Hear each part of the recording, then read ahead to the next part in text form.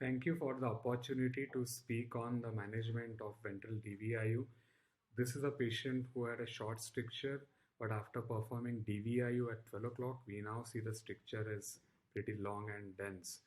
So as far as the anatomy is concerned, in the proximal bulb, we have a wide spongiosa which is present up to the level of bulbospongiosum muscle. Beyond that, the spongiosa becomes less dense. So I'm going to show you a representative video of a patient who had two ring strictures.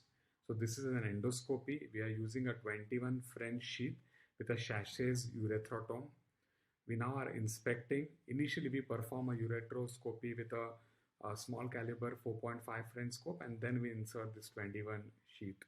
So now what we see here is I'm to rotate my instrument so that the direction of the knife becomes at 6 o'clock position. We can see the rotation of the camera. This is very similar to how we would do the resection at the 12 o'clock in apex in TURP. So now very gentle movements. I'm just making a mucosal incision, not too deep, controlling my knife. So rather than giving pressure, I'm just moving the instrument from inside to out. Now I'm cutting the proximal ring. And this is just a mucosal incision. At 12 o'clock, the two corpora are there behind the urethra. So a lot of force is needed to cut. Versus at 6 o'clock, by just incising the mucosa actually spreads. And this is due to the wide sponge. This was first suggested by Richard Turner Warwick. I'm presenting a short clip again of one of our studies where after performing a DVIU for a short bulbar stricture, we have injected stromovascular fraction. Do read about it. The success of urethrotomy after this is very high, reaches up to 80%. We have also done clinical studies by using liquid buccal mucosa. So this is just using some additional techniques to increase the success of DVIU. In our unit, in the bulbar region, we would always perform a DVIU for a primary short bulbar stricture and always at 6 o'clock.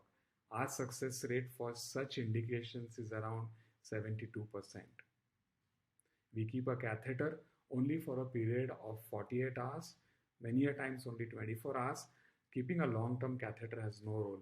This is what I would like to suggest, that many a times it is the instrument manufacturer. If you see the sheath, the instrument actually comes at 6 o'clock when it comes to a Sachets urethrotom.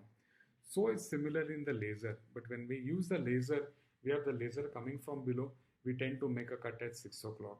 While using a Sachets, we tend to make a cut at 12 o'clock because the sharp blade of this urethrotom is at 12 o'clock position.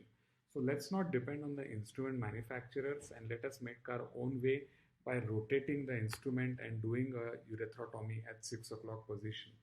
So the advantages of such situation is it is no corporal injury. It is very easy to do. It has a very high success rate as comparing to doing DVIU at 12 o'clock position. At 12 o'clock position, many a times we enter the corpora and then subsequent urethroplasty and mobilization of the urethra becomes challenging. So this technique is more scientific and not based on the instrument manufacturer, comes directly from a very old book written by Dr. Richard Turner Warwick and followed by my guru. Thank you, West Zone. Thank you, Secretary, President, and the Council for giving me this opportunity to speak on ventral DVIU.